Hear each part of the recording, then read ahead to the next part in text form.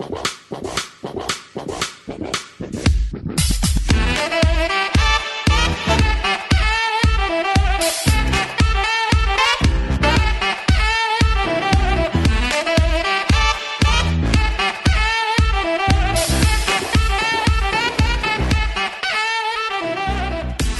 everyone, welcome to episode 100 of Talkin Tuong. Can you believe it? Woo! Yes, you can feel it in the air. I feel it. The energy is just pulsating through me. We've done 100 episodes of this thing. Actually, I guess not officially yet. After I'm completed this entire episode, then we would have finished 100 episodes of Talkin Tuong. But my God, I cannot believe we hit 100 episodes of this thing. This is incredible. Thank you all for tuning in and joining me throughout this entire journey.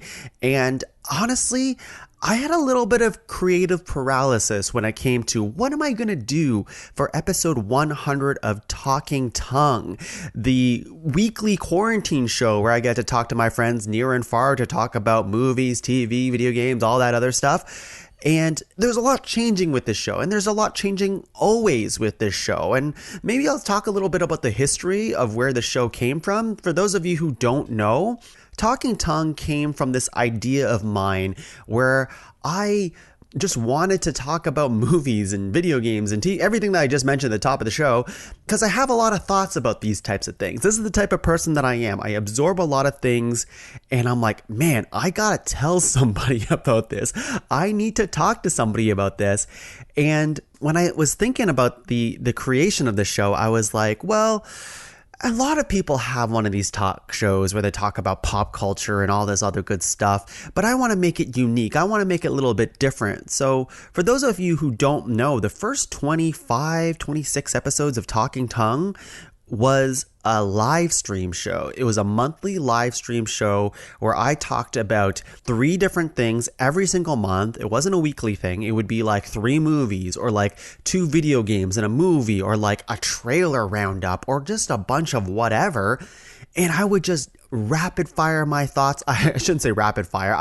I spent at least an hour on every single episode just spewing out everything I had to say about these topics, and it was just a nice outlet for me. So this kind of where the show kind of was created from was this idea that I just needed to find a space or find a platform where I can just let loose and in like a low stakes environment. But because I'm me, I was like, well, you know, I want to complicate it for myself. So I'm going to make this a live stream show. So it was live stream on Facebook, and Facebook, because there's so many people that I have on my Facebook platform and whatever your opinions are on Facebook and all that other stuff, I just really wanted to stream to my friends, to my family, not to strangers, even though that would be nice.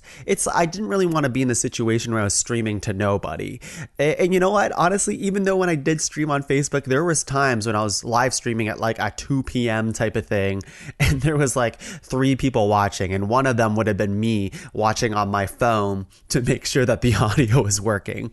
But it was this idea that I was like, well, if I'm going to do this like really basic idea of a show, I really want to improve on my podcasting skills and hosting and audio engineering. So I was using this program called OBS, which is a very popular open source program that many streamers use this day and age to kind of manage their live stream look on screen. So, you know, you can do images that pop out or play video or like even play video games. Like I have a capture card system where I was able to play video games on some episodes of Talkin Tuong. Can you believe it?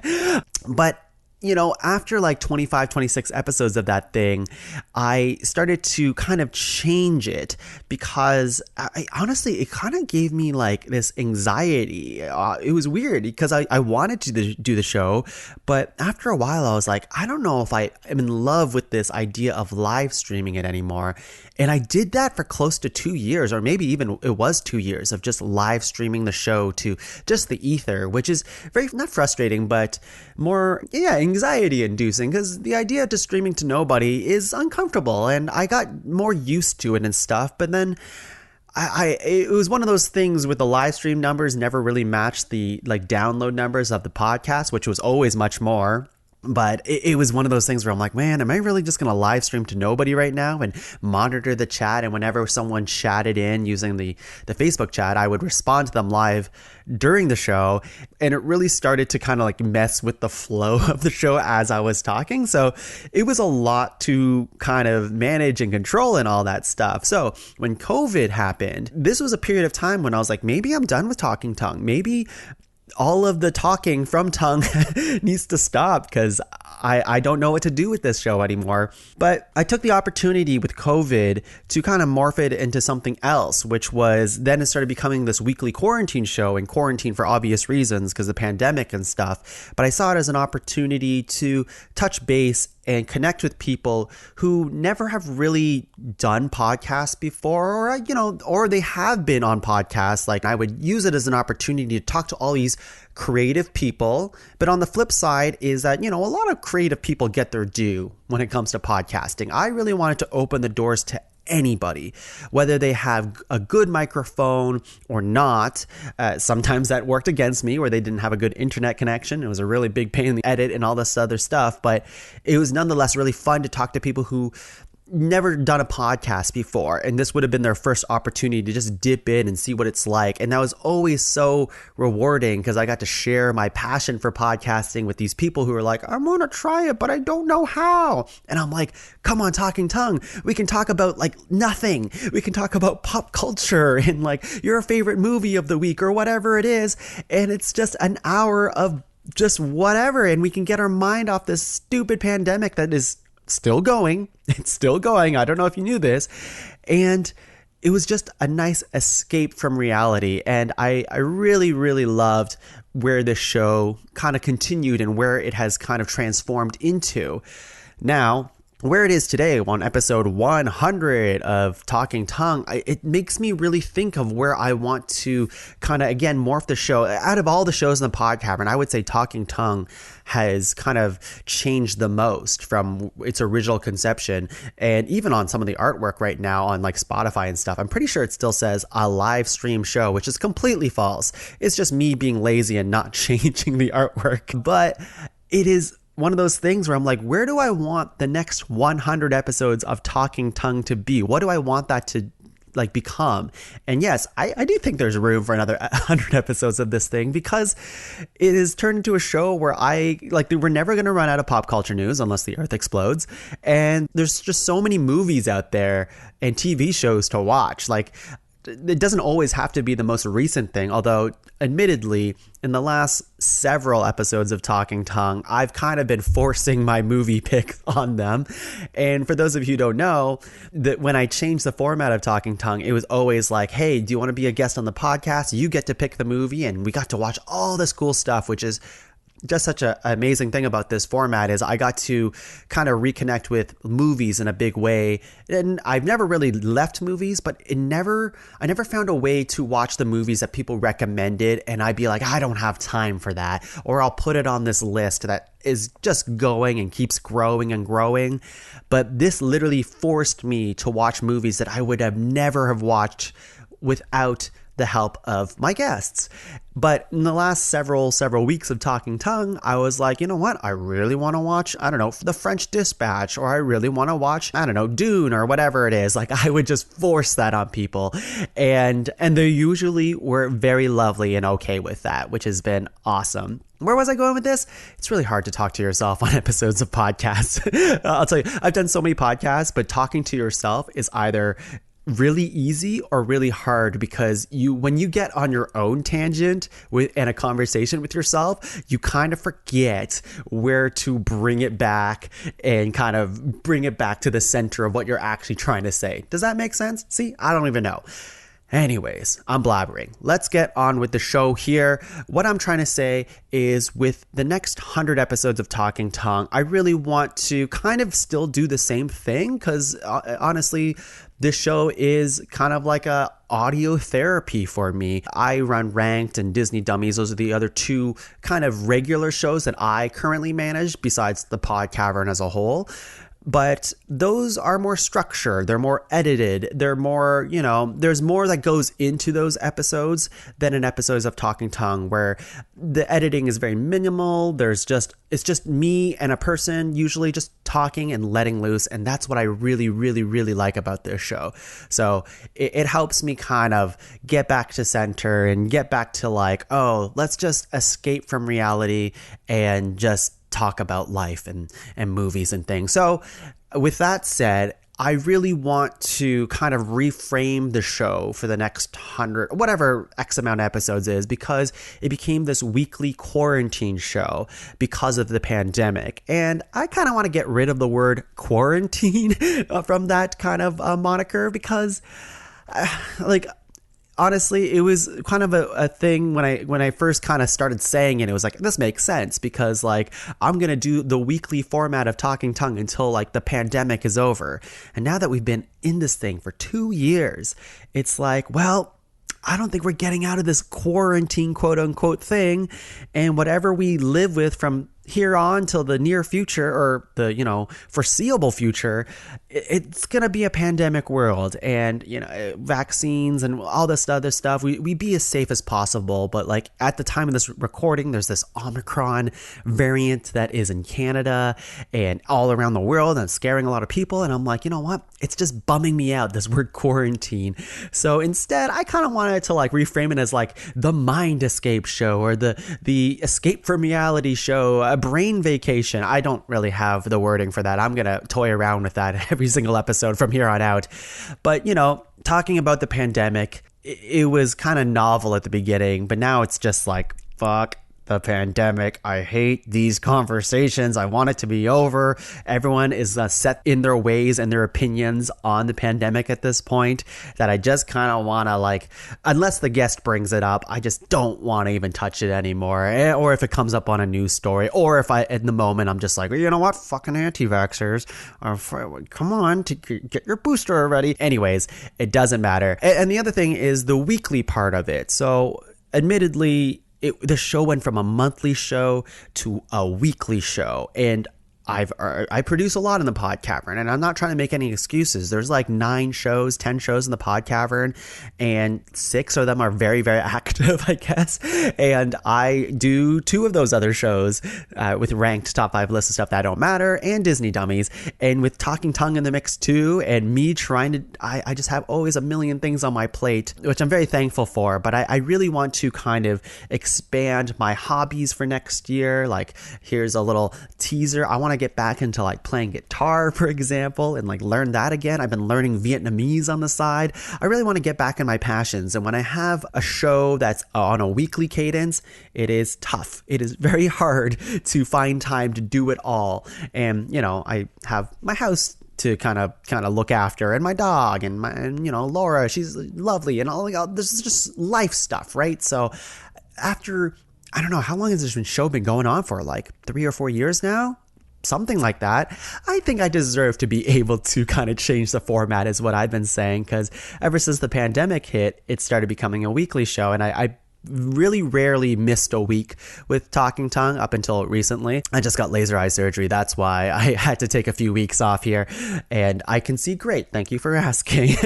All right, it's still recovering. Doing a drops in my eyeballs every few hours. If you ever have questions about laser eye surgery, I am a big expert on it right now. So you can email us at talkingtongue@podcavern.com, and I'd be happy to answer any questions in regards to that. Or if you just want to chat, you just email us, and I'll talk to you. Why not? But anyways, where am I going with this? Anyways, yeah, with life just kind of always shifting, and next year, hopefully, crossing our fingers that we can finally get married, Lori and I, it's going to start getting busy. So the real struggle in my heart was, do I make this back into a monthly show, or do I go bi-weekly? And the part of, like, there's pros and cons. I think monthly is like me being like, well, this will free up a ton of time if I do monthly, because that will allow me to, do all the things that I said I wanted to do. But when you do a monthly show, it is hard to stay as passionate and energetic and on top of it because it's not happening so often. And I remember when I was doing the monthly show for the first 2 years of Talking Tongue, it was one of those things where like Talking Tongue came around the corner. I'm like, oh yeah, I got to do this. Right. How do you do this again? Like how did you kind of start losing the groove on how to do things, and it starts becoming like not that it was not fun, but like it was just hard to really kind of get in the groove. And once you did get in the groove, it was over until the next month. So I think I want to change it into a bi-weekly setting or cadence for now. So every 2 weeks, and see how that goes. And if life starts getting busy or whatever it is, then I'll go monthly. And that's the kind of the beauty of this show, is that I feel a lot of freedom compared to the other shows that have been like just a strict bi-weekly show. I feel a lot of freedom with this show to be like, hey, yeah, I'm just going to do it bi-weekly. Hey, I don't mind taking a week off of this show because I know the audience for this format is not going anywhere. They tend to like me, I think, because the show's kind of, based on my name and all that stuff. And they're here to stay. So if I need to take a break, they're completely understanding. And I really thank you all for sticking around and seeing where the show goes and all that other stuff. Okay, so enough yapping. Let's get into what today's 100th episode is going to be. Now, it didn't feel right to bring in a guest. At first, I was like, let's do a thing where like I did this for one episode of Talking Tongue, which was really interesting, which was the Game of Thrones finale episode or season wrap up. I forget exactly what I called it, but basically Game of Thrones at the time was very, very, very hot. It was the final season and everybody had an opinion on it. And what I did was, as I was live streaming on Facebook, I got people to come into a Discord channel that was completely open, and it was all my friends and stuff. So it was no strangers coming in, and they would be able to pop in, say their opinion of or whatever Game of Thrones is on Talking Tongue live, and then pop out.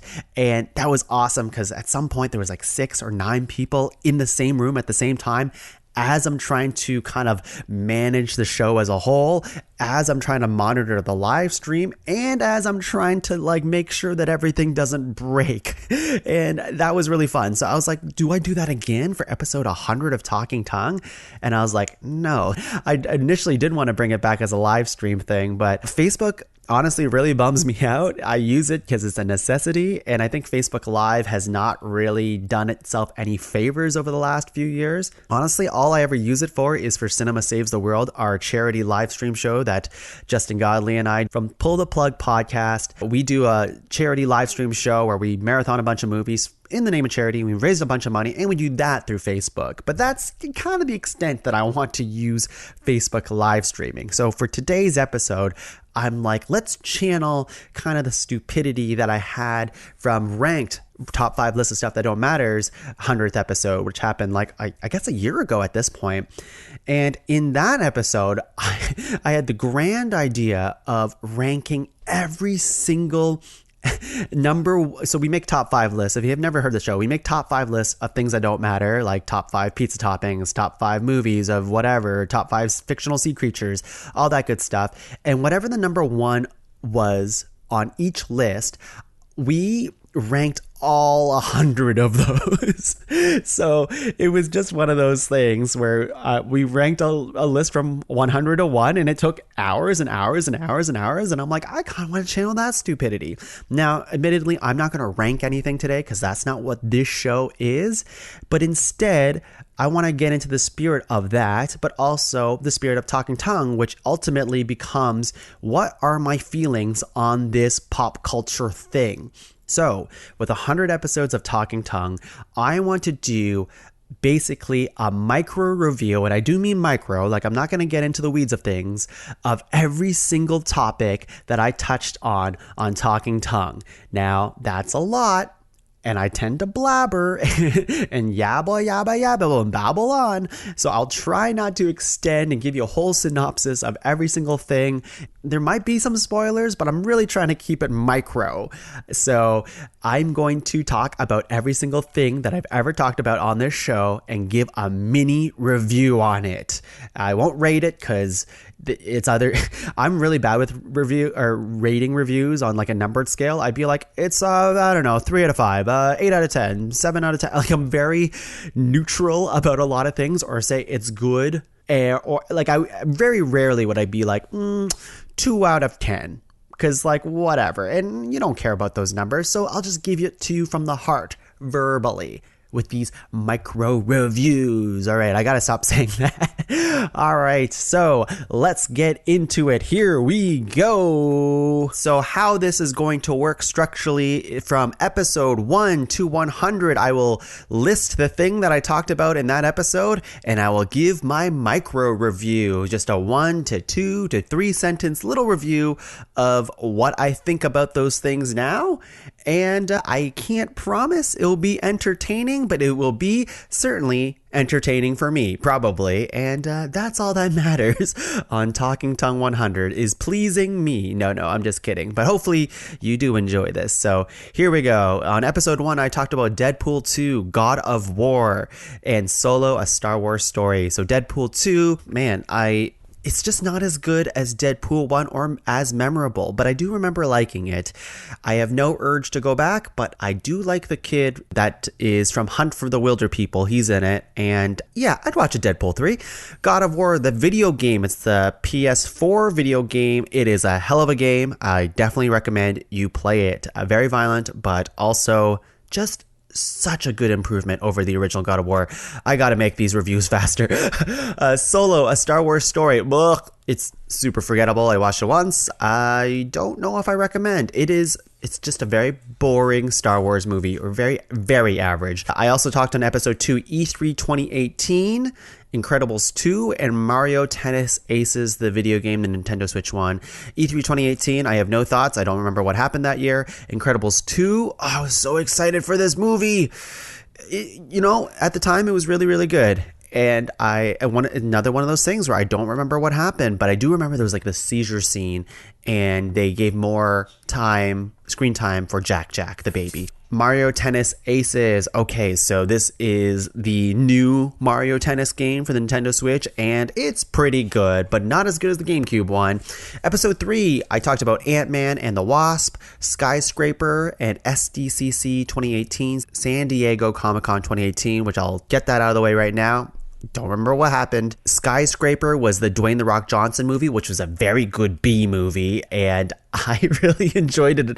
It's not great, but it's a good B movie. Ant-Man and the Wasp, I love the Ant-Man movies, and I thought this movie was even better. Episode 4, I talk about 8th grade, Crazy Rich Asians, and Overcooked 2, the video game. Lots of video games back in the day for Talking Tongue. 8th grade is an amazing film. Everybody loves Bo Burnham. This is his directorial debut, is it? I think it is, but it got an Oscar nom. I think so.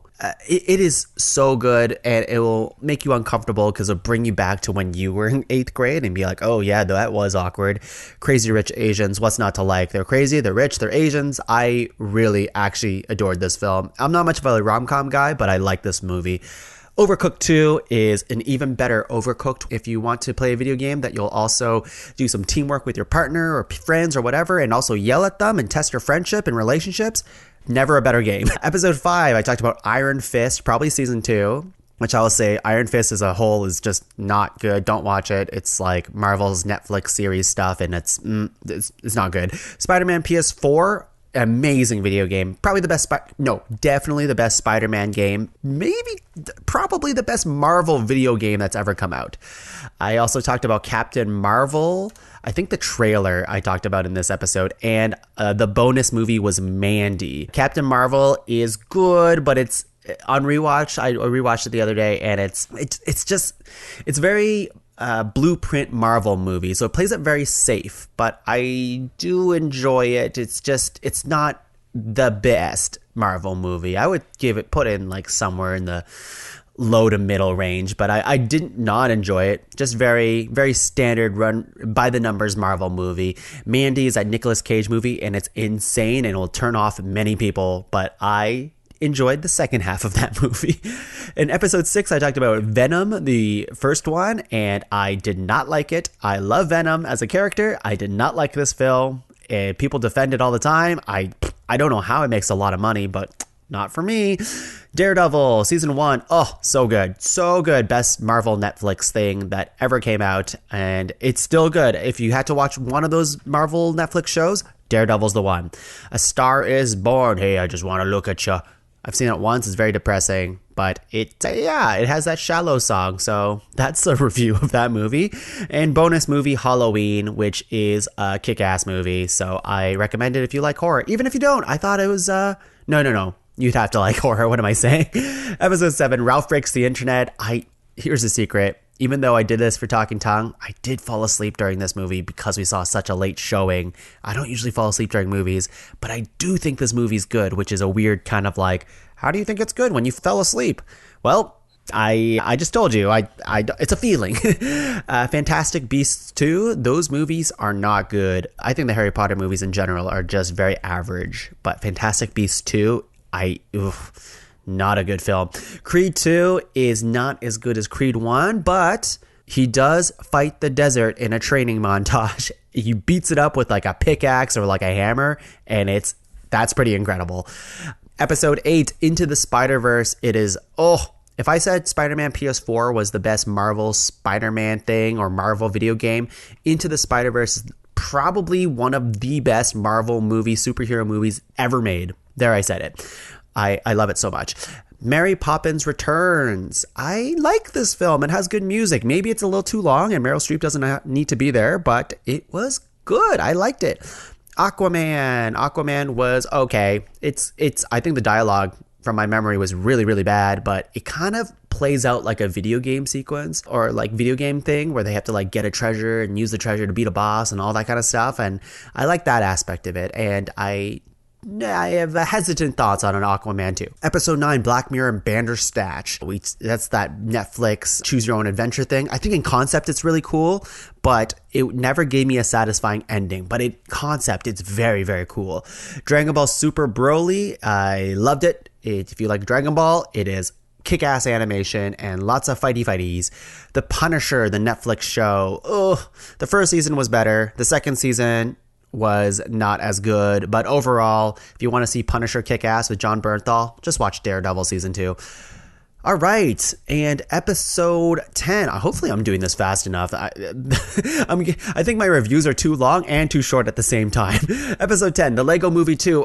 Everything is awesome, kind of still, but like Lego Movie 1 was incredible, still one of my favorite animated movies. Then they waited too long for Lego Movie 2 and they made like Ninjago and like the Batman Lego Movie, which were like, the Batman Lego Movie was really good.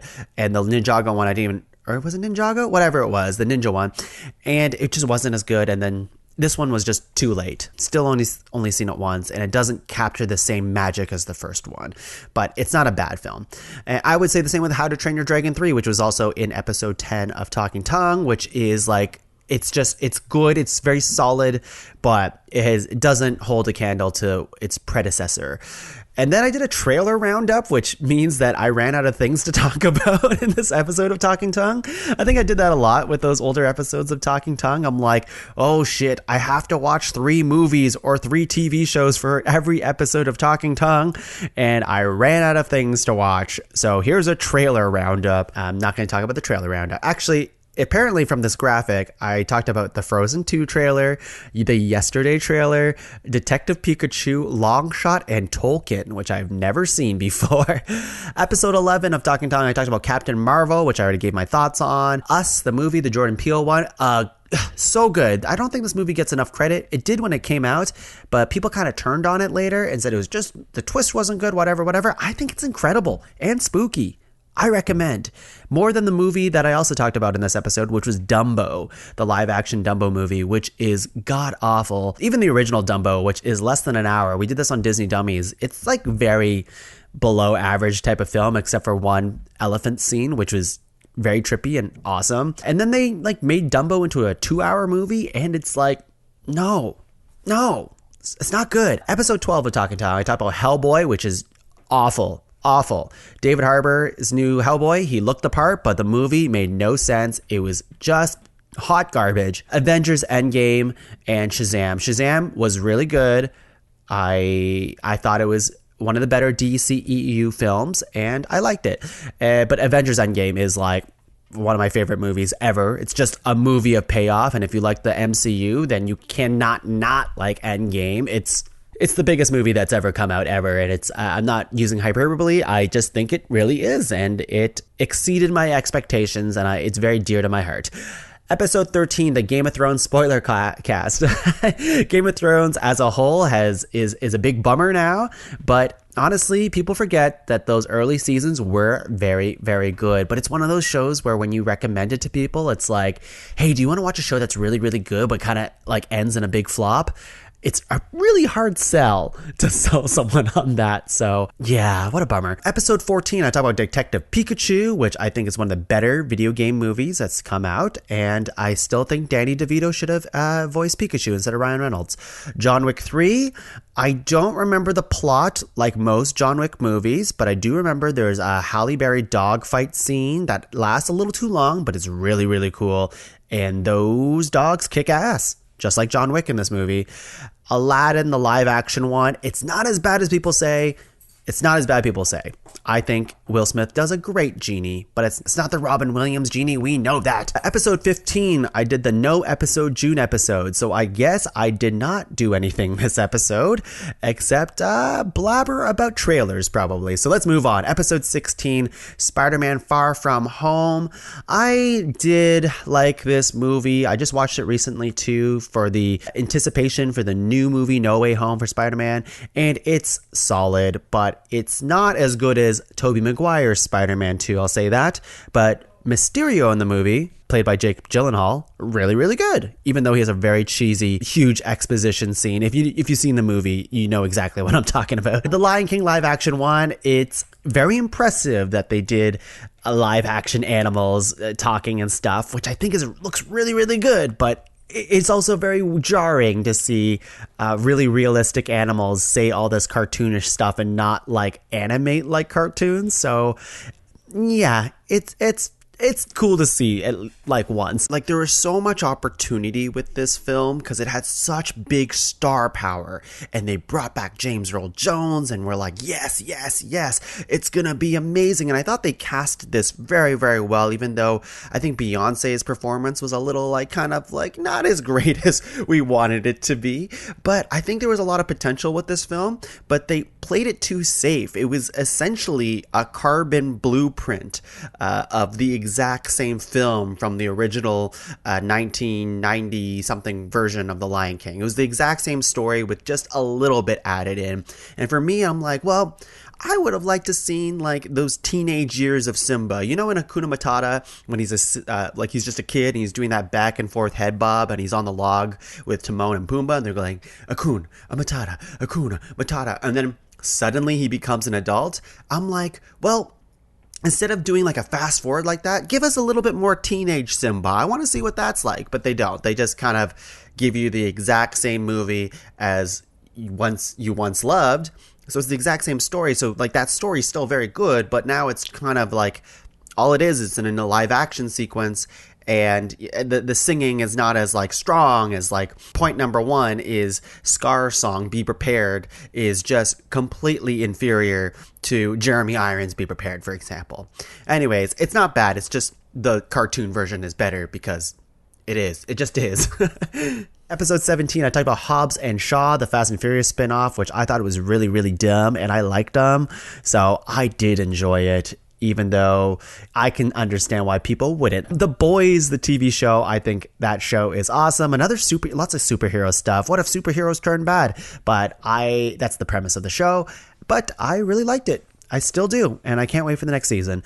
Good Boys, which is kind of like, what is that movie? Not Pineapple Express, but what's that movie? Superbad. It's like Superbad, but for like little kids. That was the pitch of it, but I think it's even better than that. Like, better than that initial pitch. It's just a bunch of little kids getting up into trouble, and they're trying to get into a party and all that other stuff. I liked it a lot.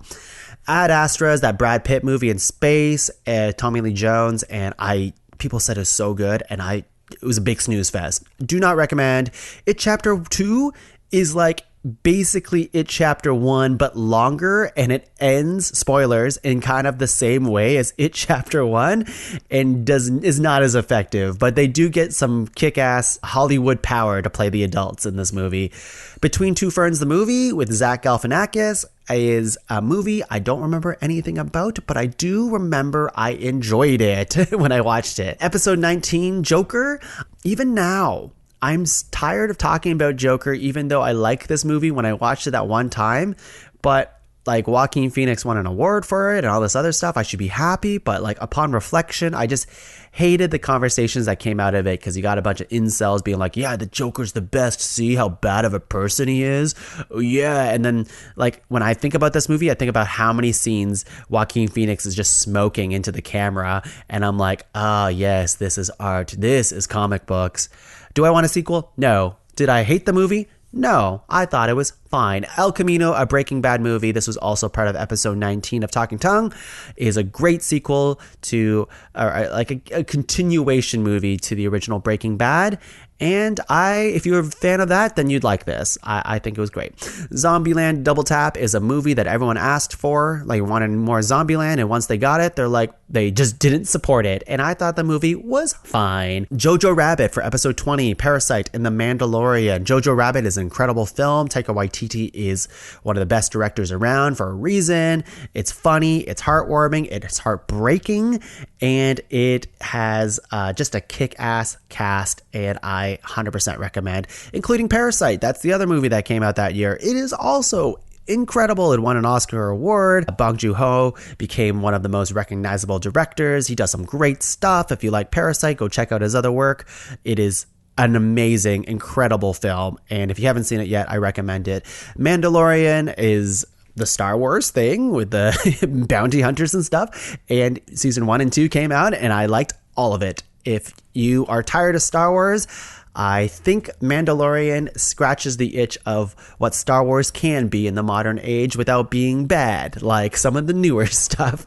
Like in episode 21 of Talking Tuong, I talk about, this is called the Super Star Wars Special, apparently, is what I did for this episode, which I talked about Rise of Skywalker, which I think was a movie trying to overcorrect the wrongs of the previous movie, which was The Last Jedi, and I actually liked that movie. And then, yeah, they just tried to sum up all of the movies that came before it into this one super movie that just ended up being very disappointing. They didn't give you big payoff for the Finn character or Oscar Isaac's character or a lot of even Rey's character. It was just like, it was very disappointing. Mandalorian, I talked about just now, and I really like it. Episode 22, I talked about Uncut Gems, 1917, the movie, and Cats.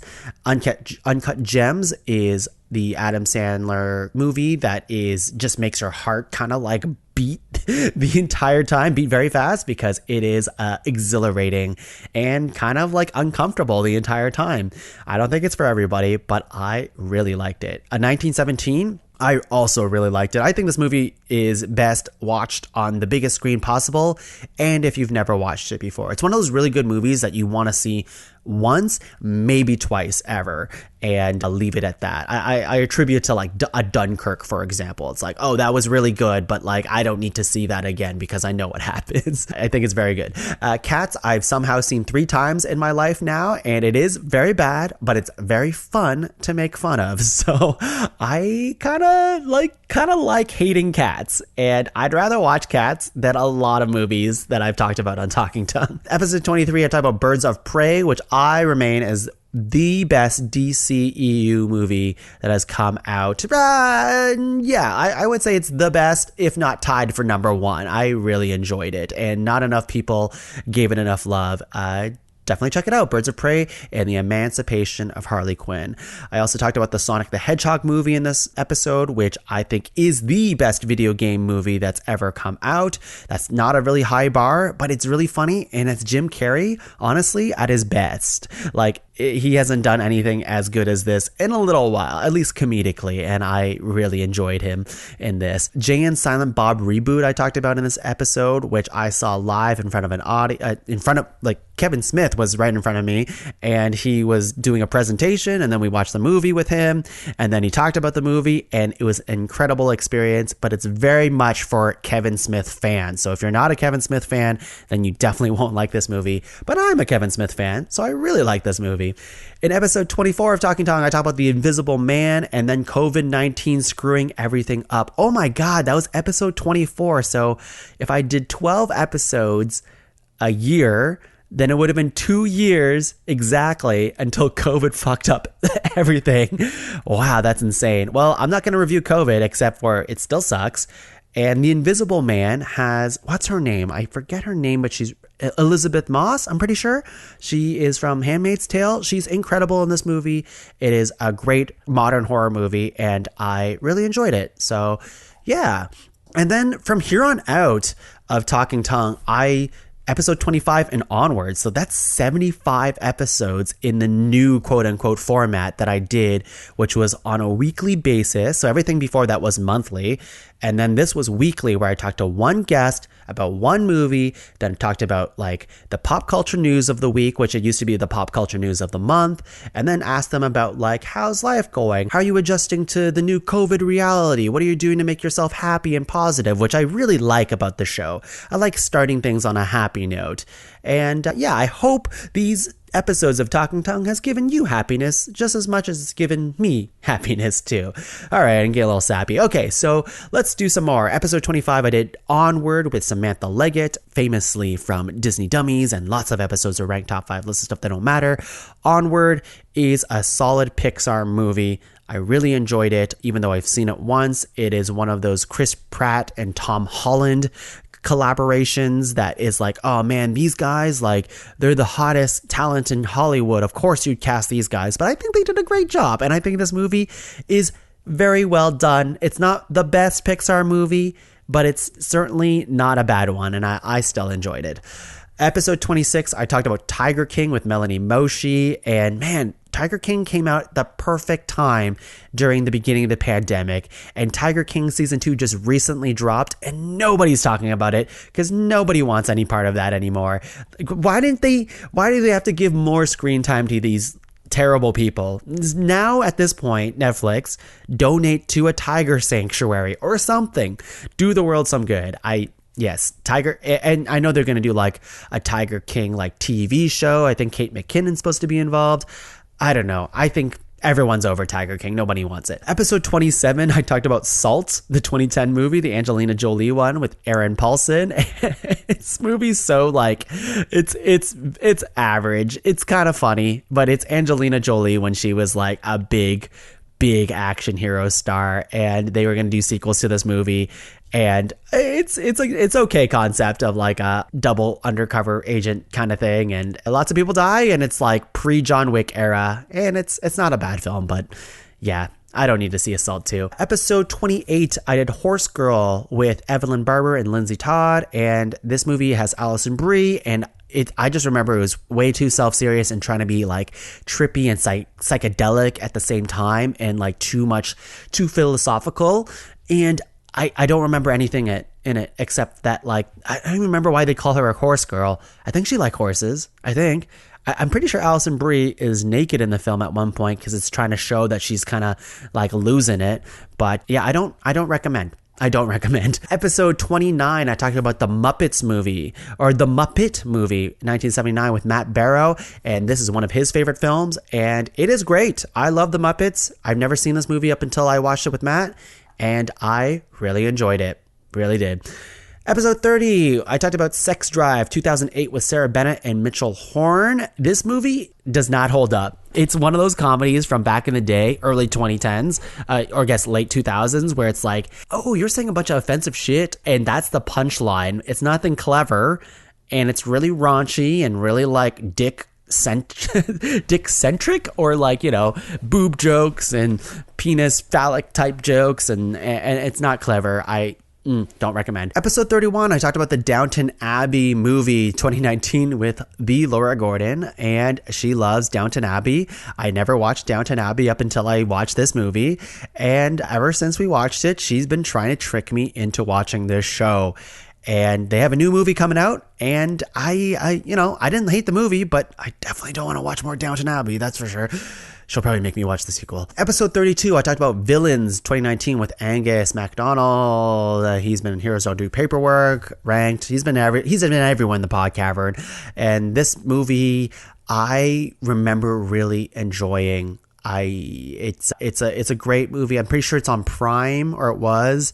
And yeah, I can't recall anything particular except that I liked it. So there's my review of it. Episode 33 is Honey Boy 2019, and I did that with Braden Etienne. And This is the Shia LaBeouf movie that he wrote and directed, and it's based on his life loosely, or not loosely, it's pretty based on his life and how like kind of messed up as a child he became and into adulthood. And it is not perfect, but it's definitely a good insight into the mind of Shia LaBeouf, which is admittedly pretty fucked up. He's had a weird life growing up, that's for sure. Discovered fame at a very young age, and Transformers and all these big movies really turned him into a not likable person for good and bad reasons. You know, it's not his fault, but also, yeah, it's a good like snippet into, you know, a fictionalized version of what his life is.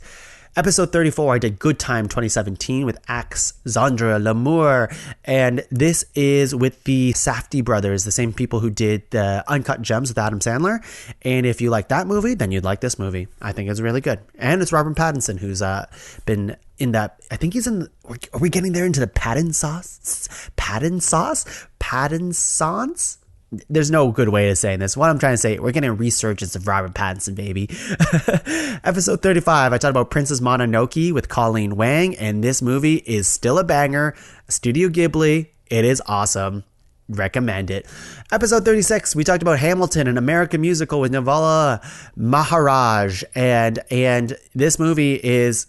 they kind of released it on Disney Plus, the stage version, and they released like, you know, the original actors singing the songs and doing the raps and doing all this other stuff. I mean, if you've listened to Talkin Tuong before, you know how big of a Hamilton fan I am and how big of a fan Laura is of Hamilton. We love Hamilton here, so the Disney version was awesome. I mean, the Disney released version was awesome, and we got it like a year early because of the pandemic. So silver linings, people, silver linings. Episode 37, we did a video game. So back to their video game roots, which is kind of crazy because back in the day for Talkin Tuong, remember when I said I talked about Mario Tennis Aces?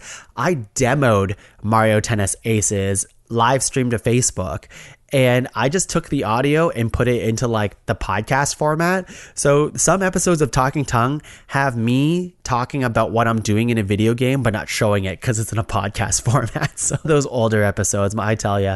Okay, so Last of Us Part 2, such a good game. You know, it can never hold the same type of level that Last of Us, the first game, did, but I really like Last of Us Part 2.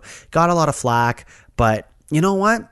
I thought this game tried to do some crazy shit in terms of narratively, and I think they succeeded. Even if the gameplay is very similar to the old one, I really still like this game, and I would probably replay it, even though it's a big, big downer. Episode 38, I talked about The Last Black Man in San Francisco with Esther Freeman, and yeah, I also really, really enjoyed this, and it has Jonathan Majors in this movie, and he's like big up and coming actor. I mean, if not already, he already is, but like he actually, both of them in this movie, the two actors are incredible. And I think this tells a really good story of what it's like, the kind of like the Black experience in San Francisco. And I think it's based on a true story. Episode 39, I talked about Pi 1998 with Jesse Anderson. And this was an Aronofsky film, I'm pretty sure, Darren Aronofsky. And I remember it being like, this film's kind of up its own ass. And it was a cool thing to watch as like a movie completionist, but I will not watch this film again. I'm sorry.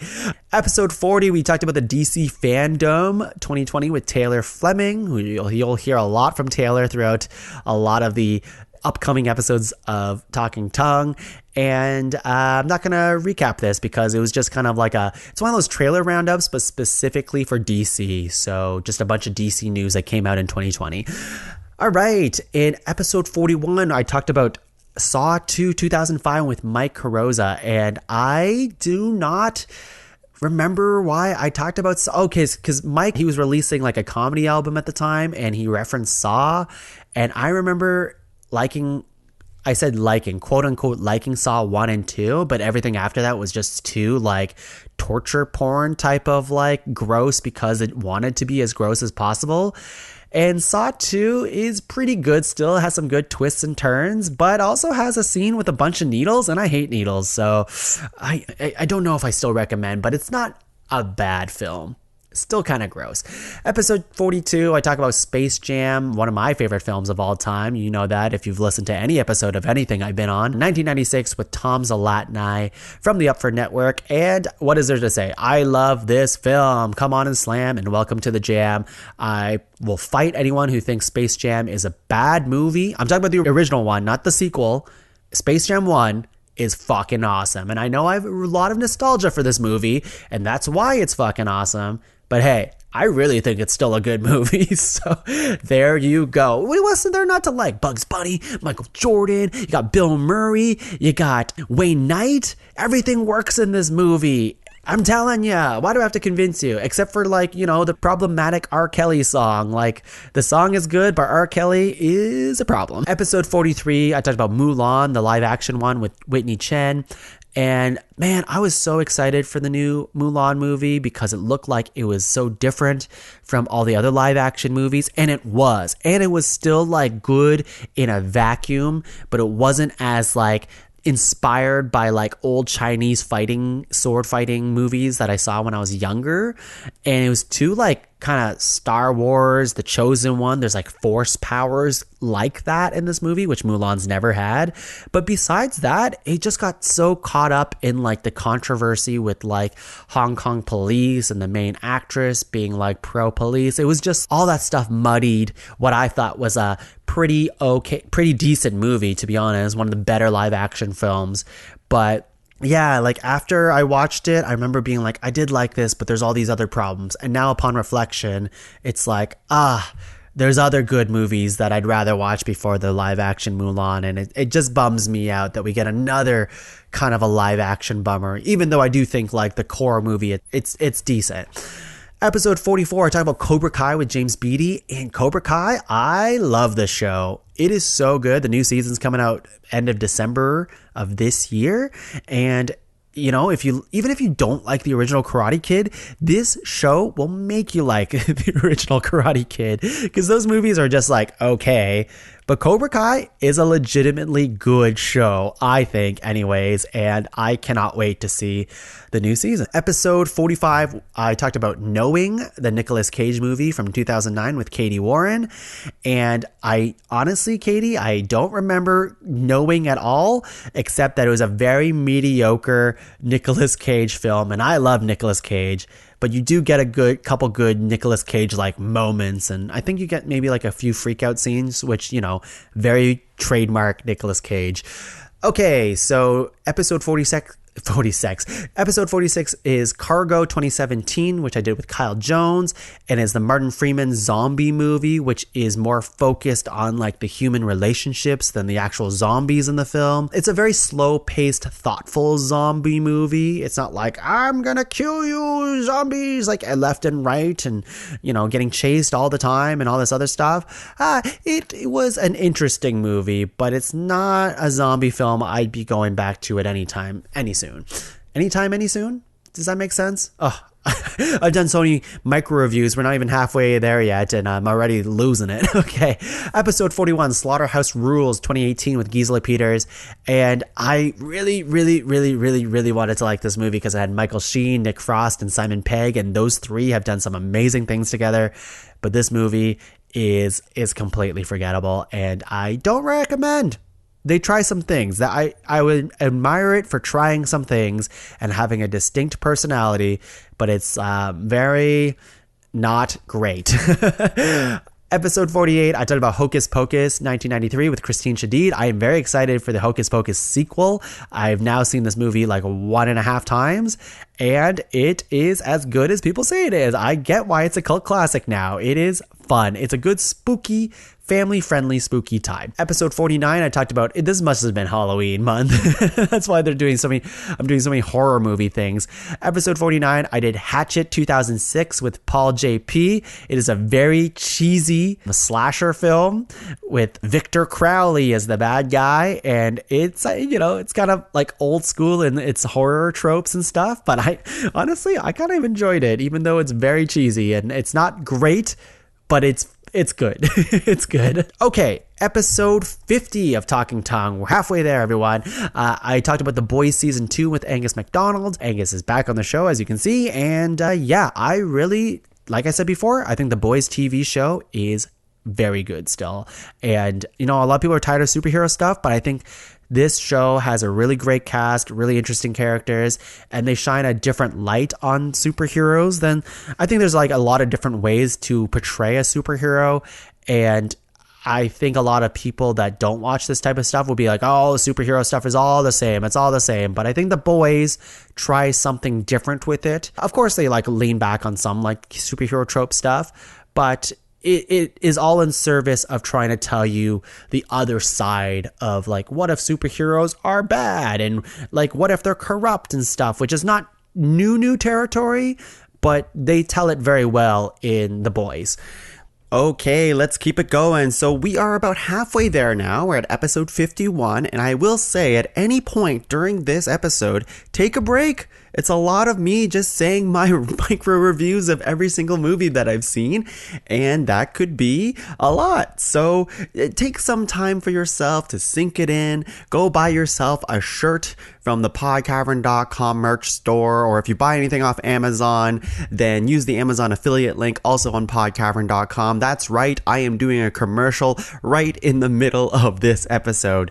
But let's keep it going. At episode 51, I talked about The Mummy, 1999 with Victoria Luloff. She loves Brendan Fraser, and who doesn't? We're in a big Brendan Fraser renaissance here, the Brenaissance, if you will. And this movie is still really good. I wasn't a big fan when I was a kid because I was like a little scared of it, but I watched it recently for Talkin Tuong, I would say recently in the last year, and yeah, it's great. I love it. Episode 52, Hot Fuzz 2007 and Hot Rod 2007 with Rich Hilborn. I have to say, this is one of the funniest things that's ever happened on Talking Tuong, which was Rich was saying, hey Tuong, let's watch Hot Fuzz, and for whatever reason in my brain I'm like, oh yeah, I love Hot Rod. So I watch Hot Rod, and then as I hit record, I'm like, all right, you ready to talk about Hot Rod? He's like, no, Hot Fuzz. And I'm like, no, you said Hot Rod. I was wrong. So this episode, it was just me talking about the plot of Hot Rod and Rich talking about the plot of Hot Fuzz and trying to pitch it to one another. And it was great. It was a lot of fun. Hot Rod's a great movie. Hot Fuzz, I honestly, admittedly, never seen it still. I know. Don't come after me. I know I should watch it.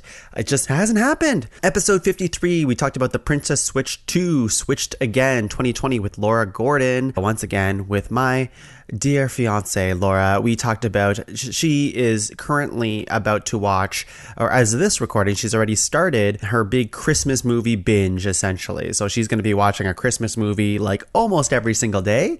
And The Princess Switch, Switched Again, is a sequel to the original Princess Switch, which is, it's not that great of a movie. It's not. It's Vanessa Hudgens trying to pretend she is another, it's like one of those like Prince and the Pauper type of stuff where like they switch with like royalty with someone who's like, not royalty, but they look the same, that kind of stuff. But in the sequel, which is the only one I've ever seen, you have another person who looks like Vanessa Hudgens. So everybody looks like Vanessa Hudgens, and it's very not miraculous the way they switch. You'd think there's like some sort of Christmas magic that makes them switch. They just change their makeup. That's it. That's the only thing. And they put on a slightly different accent. Episode 54, Elf 2003 with Keith Saunders. Like, Elf is a classic. This is one of the best Christmas movies ever. It's one of Will Ferrell's best roles.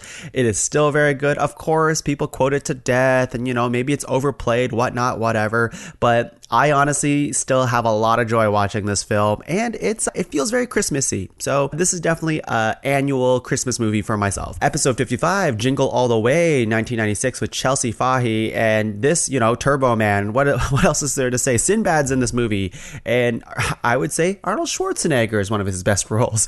And I think this movie is starting to come back. People are starting to remember how great this movie was. And it is. It's just so funny. There's a lot of hijinks in it. It is ridiculous because they're all trying to get the action figure in the very final confrontation. Schwarzenegger becomes Turbo Man and fights the bad guy, who's, I think, Sinbad in a costume. It's very ridiculous. I definitely recommend as a very good Christmas movie. And episode 56, Die Hard, 1988, with Desiree Connors Wormington. Now, let me tell you, Die Hard, I was always one of those, like, you know, devil's advocate people being like, Die Hard's not a Christmas movie. Get out of town. What part of it is Christmas? But I was very quickly... Actually, I guess I wasn't quickly, because it took me 31 years of my life to change my mind on this. But Des made some really great points during this episode. She made me watch like this, was it a documentary or like a Netflix series that was like the movies that made us, that kind of thing. And yeah, I've completely changed my tune on it. And you know what? This is Bruce Willis's one of his best roles before he became a big dick in real life. Die Hard's great. Episode 57, Soul 2020 with Kati Diop. Now, Soul is Pixar's movie that was like, they knew that they were like, hey, we're going to emotionally crush you. You know, from the people who brought you Inside Out and talk about your feelings, this time we're going to talk about what it means to have a soul. And I really enjoyed this film, and it had some great music. It had some great characters. It really made you think about the meaning of life. And someone who loves to like think about those philosophical things without getting too deep into it, I think it was very great and still very accessible to kids, even though it's maybe not the most laugh out loud, funny, gag heavy Pixar movie. I think this one's a little bit more geared towards adults, or like young adults, but I think kids will still enjoy it to an extent. Episode 58, Bumblebee 2018 with Vinnie Francois. I did not love the Michael Bay franchise of Transformers. I think the first movie was pretty good. Second movie was awful. The third movie, I don't even know what happened. I think the fourth movie had Mark Wahlberg. I think they had a fifth movie afterwards. I can't remember. I didn't see it. And then they had Bumblebee, which was a lot more, get back to its roots. It was like the robots, the Transformers didn't look as... They're so indiscernible in like the new Transformers movies, at least the first trilogy of them. Like, you don't know what's happening. There's just so much CG in your face. Whereas I felt like with Bumblebee, got back to its roots. It's goofy. It has Haley Steinfeld and John Cena, and it was like much more lighthearted. But also the Transformers themselves, you can tell what Transformer you're looking at. Like you say, oh yeah, that is definitely Bumblebee, or that's definitely whoever. I really enjoyed it. I was surprised. Episode 59, WandaVision 2021 with Taylor Fleming. He's back in the house. This is when I was like, Taylor, you're going to talk about every single Marvel Disney show that ever comes out. And we did that for the first few, and then we kind of fell off because there's a lot of Disney Plus Marvel shows, and there's only going to be more. And this was the first one, and I remain still one of the best, or it's the best Disney Marvel show that they've ever made. WandaVision was so unique. They blended so many sitcom styles together. It was surprising week to week. There was a mystery that was unfolding. It felt very fresh and new, not just for a Marvel movie, but for a TV show.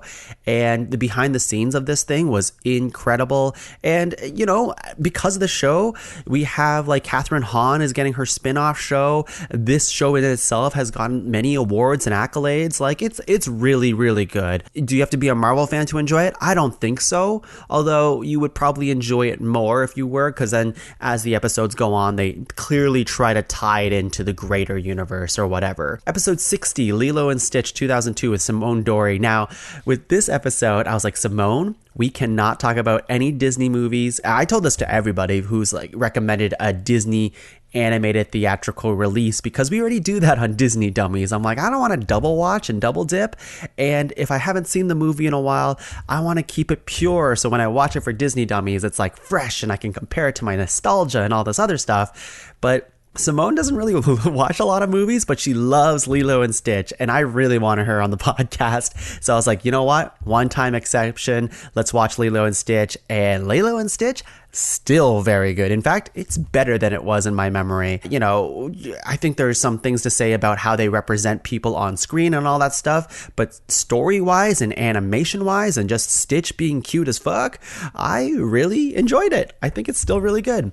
Episode 61, MacGruber 2010 with Brie Watson. I've never seen MacGruber. I've always seen the GIFs of MacGruber. This is like the MacGyver kind of like parody with Will Forte, and ridiculous. It is so funny, and when I watched it, I like physically did laugh out loud moments, and I had to watch it again with another group of people within the week. And when I watched it with them, they were like, I don't know if this comedy is for me, but it was definitely for me. So I really enjoyed it. I think it's awesome. Episode 62, Dope 2015 with Stanley Philippe. This is also a really, really good movie. It had Shameik Moore in it, who is Miles Morales in the Into the Spider-Verse movie. And I think this movie has a lot going for it, and it is just a really good time. And it's geeky, but there's also like drugs involved, but it's also stylish, but it also has something to say. I know I'm being like a little vague on it, but I recommend watching it. I think it's fantastic. Episode 63, Akira 1988 with Amanda Parker. I haven't seen Akira in so long, until I was like, you know, when I was a little kid, I watched it and I had no idea what was going on. But people revere Akira as one of the most like influential animes ever. And that's not hyperbole. Like, a lot of things base their anime style and tone off Akira. And this movie is worth a watch. If you love anime and you're curious about it and what it can be and what came before it to influence what you're watching now, this is really good. If not, pretty confusing story-wise. Like, I still kind of don't know what's happening. It also gets philosophical, and those parts are a little confusing because they compare with I believe there's like scenes with the Hiroshima, like the bomb and in Japan and like all this other stuff. And then there's like cosmic deities and like all these like weirder stuff for sure. But it is definitely worth a watch. It is very fascinating and hard to put down. Episode 64, Paddleton 2019 with Christy Matheson. I remember this movie. This is the Ray Romano, Mark Duplass movie, which has to do with death and accepting it, and I think there's cancer involved, and very little paddles in Paddleton. I remember being bummed after watching this film, and also being like, this movie title makes no sense, because really this invented game they do called Paddleton, they maybe play it once or twice during the movie, and the rest of the movie has nothing to do with it. So it kind of tricks you. It's not a laugh out loud movie, that's for sure. But it's still a good watch, but you got to be prepared that it might kind of bum you out. Speaking of bum you out, episode 65 of Talkin Tuong, The Platform 2019 with Jesse Bergen. This is a Netflix movie. I forget what language it's in. It's I think it's a Spanish movie. It's like a Spanish thriller horror movie, and it's kind of like Snowpiercer or like Parasite in the way that it's really obviously about class, where depending on which platform you're on or which level you're on, you could be high status or low status, and like they bring you food. If you are like floor number 1, they'll give you like buffet table of food and you can eat as much as you want, and that same table goes down levels, so the people at the top get to eat as much as they want and the people at the bottom just eats the scraps. And then if you get to the really, really bottom, nobody has saved any food for anybody, and it is a fascinating but also a big bummer to watch. Episode 66, Raya and the Last Dragon 2021 Calvin Nan. And this movie, I love it so much. I think Raya and the Last Dragon is a fantastic film. She's such a great protagonist, and this is such a cool Disney movie that felt a lot different than what I've seen come before it. And I think it's also not a musical, which is, I think, to its benefit, and it's just really pretty. And the main character is like, she fights with a sword. That's so cool. Episode 67, Super Mario 3D World and Bowser's Fury 2021 with Doug McKendrick. Okay, back to video games, it looks like. I never played this game when it was on the Wii U, but the Switch version had this bonus thing called Bowser's Fury, which is basically its own like standalone DLC add-on game, which was just included in the Switch package, and it is a hell of a game. I don't usually like 100% Mario games in general, but I 100%ed this game. And I think it is a really, really great time. And as those levels go on, it really tests you as a platformer. If you're like really into challenges and stuff like that, the later levels of Super Mario 3D World really, really test you. The base game, not so much, is very easy, very like, you pop in, pop out. You can play with like up to 4 people. It's very la la la di da da da. But like as it goes on, it gets really intense. And it's like, oh, when I beat that last level, I felt like this surge in my body, like I leveled up. And I'm still riding that high. And Bowser's Fury was also just like a really cool experience. It was like open world, what an open world Mario game could look like. Episode 68, Good Burger. I'm laughing because I talked about Good Burger 1997 with Ali Harris, and ever since it's just, this movie is just very geared towards our brains, I guess. Keenan and Kel, it is. If you've never seen this movie, I don't think it would hold up to someone who doesn't have nostalgia to it, but I really like it. I miss when movies were just as dumb as this. It's just, there's a Mondo burger, which is like the competitor burger where they like inject steroids or like big beef steroids into their burgers, and it's like the evil burger corporation. And then you got like these like goofballs with Keenan and Kel who always go like, yeah. I'm not really selling it well, but there's that's what they sound like, I promise. It's a fun time. Episode 69, Zack Snyder's Justice League, aka the Snyder Cut 2021 with Angus MacDonald and Matt Barrow. God, we talked about so much about the Snyder Cut for so long on Talking Tongue, and then I was just relieved that it came out. This movie's like 4 hours long or something ridiculous. I watched it in parts. It's certainly better than the original Justice League. I'm glad it came out for the people who are really itching for it. I thought when this movie came out, all the fans would be like, all right, we got what we wanted. Clean up shop. There's nothing else that we need as a fan base. But now they just want more, those greedy fuckers. I'm saying that because the Snyder fan base is just ridiculous and relentless. They really want Snyder's version of the Justice League. And honestly, I don't think he really understands what's good about these characters. This movie's certainly better, like I said, but like, I don't think he understands that Batman's not supposed to kill. He's just not. And then like the rest of his characters are so brooding and just mopey and like blah. Anyways, it's fine. I didn't hate it, but I don't need more Snyder-verse stuff anymore. All right, so episode 70, The Silence of the Lambs, 1991 with Kelly Oliver. Now, I've never seen it before. This has Jodie Foster, obviously, and Anthony Hopkins, and we have Hannibal Lecter, that, if you didn't know, that's where Silence of the Lambs is famous for.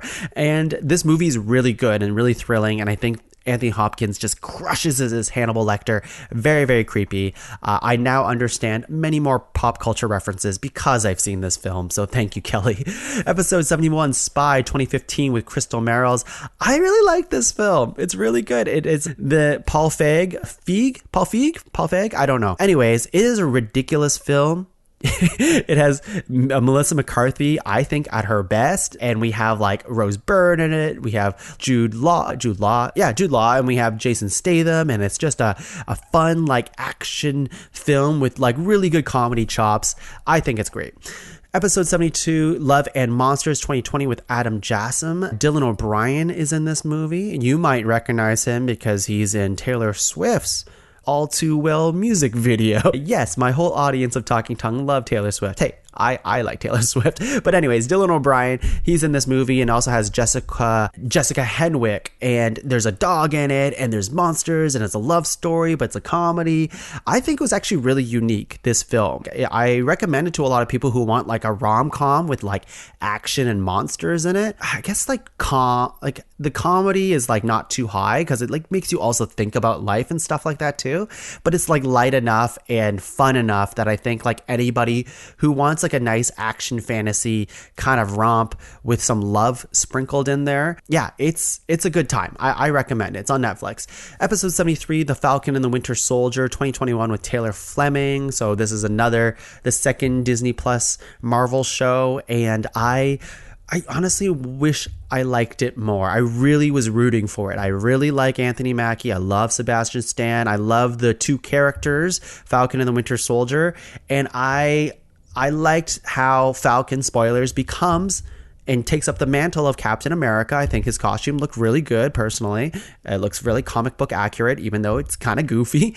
But yeah, just the things that happen in the show, it's like you cut out a lot of stuff, which is true. There's like storylines that they changed because of the pandemic. And then there's other aspects of the story which were like, oh, here's a twist that they threw at you, but you forgot that they even try to set it up because they forgot about the twist 2 episodes into the show, and the show is only 6 episodes. So it's like, it's a lot of it did not work for me, but I'm excited to see what Anthony Mackie does as Captain America going forward. Episode 74, Mortal Kombat 2021 with Katie Pagnucco. Let me tell you, I love Mortal Kombat. I was really excited for this film. I think the first intro scene of this film kick ass. I think some of the violence and action is really good in this, but it does so many cuts. Same problem with like Mulan, which I just wanted to see some really good martial arts.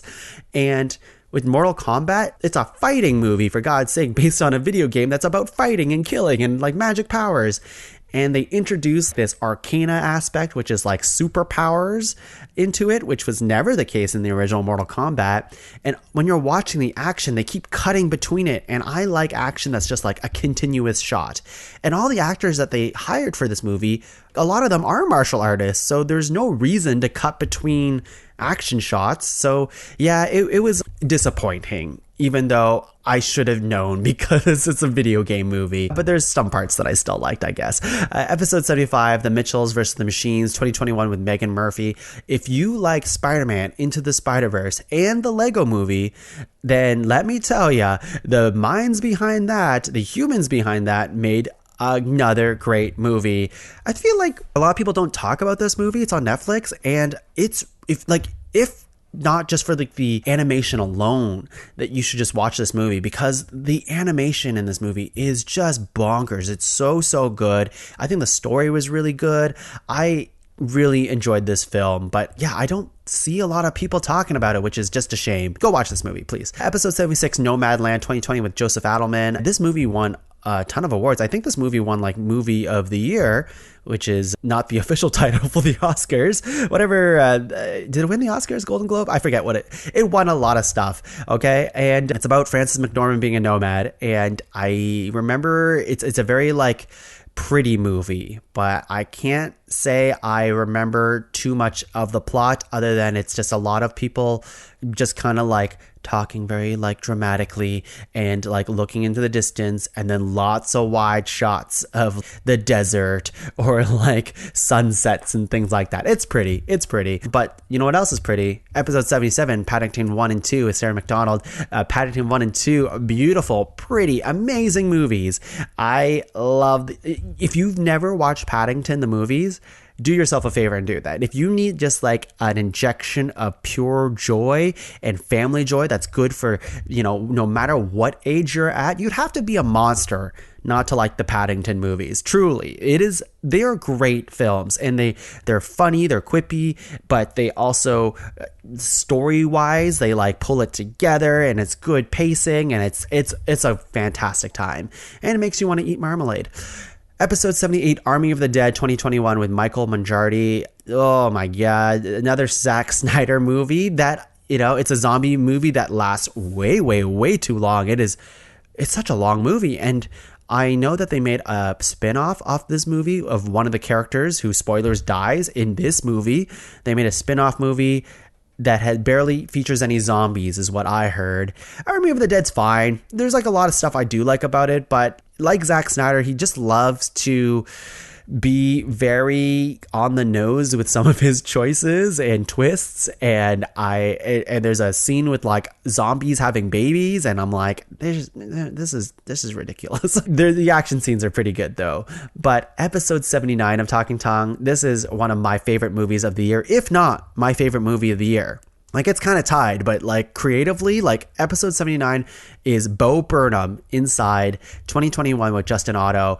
I have nothing but great things to say about this movie and Bo Burnham as a human being in terms of like his creative prowess. It is so freaking impressive how this thing became a thing, because like Bo Burnham came from YouTube. He did a lot of specials which were funny and like really like offensive, and like, you know, like they towed the lines of like offensive but also really real too. He liked to get into the psyche of the human mind, and inside he filmed this all and created this all on his own, edited it on his own.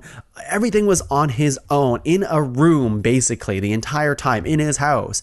And it is such like, I'm jealous of him because it's like, wow, look at this guy, this creative guy who did this all on his own, and it is like a masterpiece. It is not like a masterpiece. I truly think Bo Burnham's Inside is a masterpiece work of art that just tackles so many interesting things about what living in the pandemic is like, and you know, how we think about things right now, and just like the interworkings of his mind, but also like the catchiest music as well. Turning 30, White Woman's Instagram, like all of it is so good.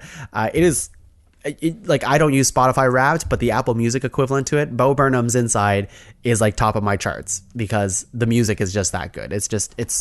I can't recommend it enough. What else do we have here? We have episode 80, In the Heights 2021 with Laura Gordon. And Laura was looking forward to In the Heights for a very long time. It got delayed and whatever. It has Anthony Ramos, directed by John M. Chu, who did Crazy Rich Asians. And if you liked Hamilton, then this is Lin-Manuel Miranda's first musical that has been adapted for the big screen, and I think they did a fantastic job with it. It's colorful, it is creative, they do some really fun stuff with just like how it's shot, and it just feels like it was one of the best adaptations of a movie musical that I've seen in a very, very, very long time. And it's just fun, and it tells a really great story too about what it's like to live in the Heights. Episode 81, Luca with Cassie Pyatt. This movie is very cute. It's a Pixar movie. It is not very complicated, I guess. It's very simple. So in this movie, I felt it was very summery, which I really liked about it. It's very pretty. It's not a movie that I'll go back to often, but I can see kids very much liking this movie. Not to say that it's like, you know, not geared towards adults, but like a lot of Pixar movies have like an adult themed ingrained to it that like make you think about the meaning of life, aka like Soul or Inside Out, even Onward to an extent. But Luca's very more simplified than that. Like the stakes are low. Like I'm pretty sure they're doing like a bike race is the whole like idea of the thing. But there's also they're part sea creature as well, sea monster, and that's a fun little spin on it. I think the movie is very cute. Yeah, and that's not trying to like downplay at all. I just think it won't completely blow your mind, but you won't be mad about watching it. Episode 82, Porco Rosso, 1992 with Jacob Barrick. This is another Studio Ghibli film about a pig man who's also a pilot, and it's a pretty film, and there's some really good stuff in it. But yeah, I don't know if it's my favorite Studio Ghibli film, but I mean, if not just seeing a pig as a pilot on its own, that is enough entertainment for me. So I'm very happy that I watched it because I've never seen it before. But yeah, definitely not in my top Studio Ghibli or Miyazaki films. Episode 83, Midsummer with Spencer Dunn. Man, I've seen this movie like 3 times now. It's always so uncomfortable. I think Florence Pugh is fantastic and phenomenal in it. I don't know why I keep watching this film because it makes me very uncomfortable, but it is still very good, and it's creepy, and then you know exactly what's going to happen because they telegraph it from like a mile away. But even still, when you see it, it's just still like, oh, this is unsettling. Has beautiful imagery in it, if not horrific. And yeah, if you're like a horror film, or you like modern horror or thriller, whatever, then definitely watch this, because like it's not like super ultra violent or anything like that, but it will more get in your head and stay in your head for a long time. Speaking of Florence Pugh, episode 84, we're talking about Black Widow 2021 with Patricia Adu. Now, Black Widow was like the beginning of the new phase 4 of the Marvel films. A lot of people say they should have made this film before Endgame, and I completely agree with that. But yeah, for the people who like still complain about that, now you can watch it in any order you want. It's crazy the way you can do movies on demand these days. So I don't really take that as a complaint about the movie anymore, but I can kind of see it because like a lot of spoilers for Endgame, Black Widow dies, so it's kind of hard to care about a character who died, and now you made like a quasi prequel to it. But I really like this film. It has Florence Pugh, David Harbour, it has Rachel Weisz. Like it felt like a family film, like what I wanted like a Fantastic Four film to be. And I think they play into that family dynamic really well, even if their Russian accents are kind of all over the place. But I besides the villain of this movie, which is Taskmaster, I think the movie was really solid. I think Taskmaster was a missed opportunity because they didn't talk the entire movie and they were the villain, quote unquote, and that was like meh. But the Black Widow family, if you will, like I think that was really a strong part of the film. And I think the intro of the film of Black Widow is very exhilarating and not unlike anything I've seen in a Marvel film before. The only thing is they don't really keep up the pace and tone of the beginning of the film throughout the rest of the movie, but it's still very solid. And I can't wait to see what Florence Pugh does as like the successor of more Marvel stuff. Episode 85, Loki 2021 with Taylor Fleming. Loki's a great show. I think it's probably second favorite for me right now with all the Disney Marvel things that have come out. I think Owen Wilson kills it in this, and I love the things that happen in this show and how it's affecting the rest of like the Marvel universe. And if you don't care about any of that stuff, then you won't care about Loki. But let me tell you, the stuff that happens in this is very, very juicy. And Jonathan Majors makes an appearance at the very end, setting things up for the future of the MCU with Kang the Conqueror. And it's so juicy. Episode 86, Space Jam: A New Legacy with Ali Harris. Now, I said this before earlier that Space Jam is one of my favorite movies of all time. I can basically quote it from front to back, no problem. Or I used to be able to do that more. But like, I would say in the last year, I've seen Space Jam 5 times, which is ridiculous. I used to watch it like annually because I just love it so much. But Space Jam: A New Legacy, I was very, hesitantly excited for this film. And when I watched it, I was like, this is good. This is fine. I mean, I would change this and I would change that and I would like do this and that about the film, but like, it's fine. I was defending it.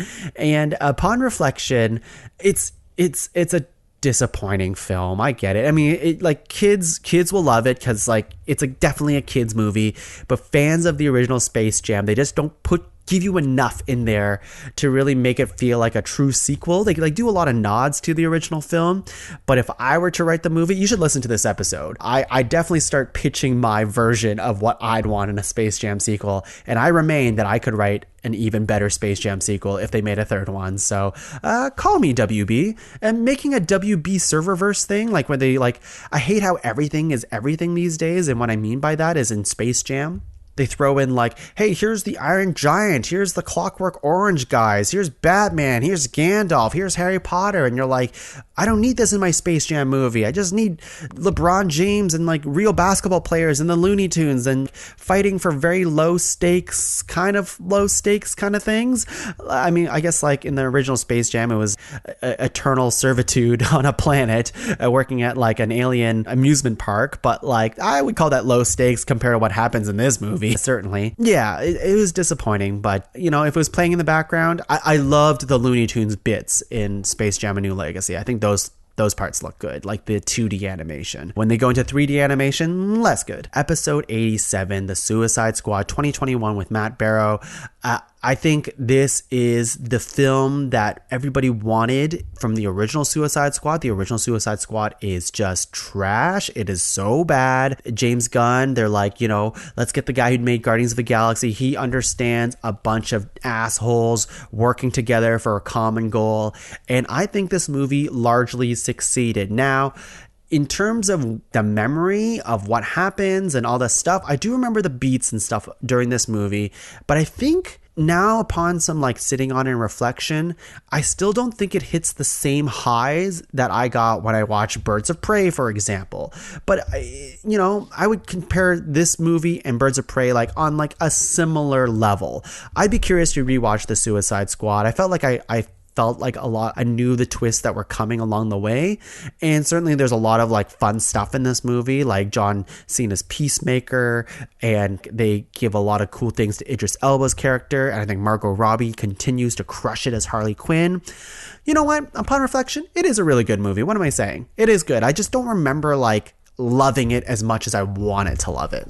Episode 88, Free Guy 2021 with Matt Malcolm. I really enjoyed this film. This movie came out of nowhere. I hate that Disney suckered Ryan Reynolds into, making a sequel to this movie, which this movie definitely does not need. But I thought this movie was really fun. If not, at the very end, they do a thing that I was complaining about with Space Jam: A New Legacy, where like everything is everything, and they start throwing in Disney properties that you recognize, like Marvel references and Star Wars things. And I'm like, man, this movie was already good. You just really didn't have to do that. Yeah, that was a bit of a bummer. But anyways, yes. Episode 89, The Green Knight 2021 with Gisela Peters. This is from A24 Studios, I'm pretty sure. It is the same like studios that brought us things like, I'm pretty sure it's the same ones, like The Lighthouse with Robert Pattinson and Willem Dafoe. And it's based on like this old, I believe it's a poem. And it's a very interesting fantasy film that I think would turn off a lot of people if you're not into fantasy, because it's not like rah, rah, rah, Lord of the Rings type of fantasy. Lord of the Rings is not quite like that, but it's a much more clear path of what that movie's supposed to be. And there's like, moments of comedy and like action and inspiration and like, all that other stuff, where Green Knight's much more somber the entire way and much more like confusing in lots of other ways. But I still really enjoyed it. It's a very pretty film, but grungy pretty, if that makes any sense. And it has like a really, I've never seen a movie like Green Knight. I'll put it that way. So I really appreciated watching it, but I don't think it's for everyone. All right, we're almost there. Episode 90, Long Shot 2019 with Catherine Bellacci. Remember I did the trailer roundup of Long Shot, and finally I got around to watching it. This movie has Seth Rogen, has Charlize Theron, unlikely romantic comedy duo, and I think they crush it. Seth Rogen plays a very Seth Rogen-y character. There's drugs involved. There's weed. I love Seth Rogen's comedy personally. Charlize Theron, I think she is such a chameleon when it comes to acting. She can play serious. She can play dramatic. She can play badass, which she does a lot of that in many movies, like Mad Max Furiosa, Atomic Blonde, that kind of thing. And then I think Fast and Furious movies. But in this movie, she's like very sweet and also comedic, and I've never really seen her comedic side, and I really enjoyed what I saw from her in this movie. And just like this movie as a whole, I think is a really solid rom-com. Episode 91, Shang-Chi and the Legend of the Ten Rings 2021 with Justine Fan. I have so much to say about this film. Please listen to this episode. I gush about this film and what it does for Asian representation and what it's done for me personally this year. I have gone on such a journey ever since watching this film. I've always wanted to be like a big actor or whatever, but I've never taken those steps because I've kind of been naysayed my entire life, being like, you'll never make it as an Asian actor, or like people like, where are you gonna get money for like to become an actor, and like it's not an easy job and all that stuff. So I kind of gave up on the dream a little bit, or I gave up on the dream, not even a little bit, and I found my passions elsewhere in podcasting and improv and all these other things. And now I've come to a place where I'm very like satisfied with that.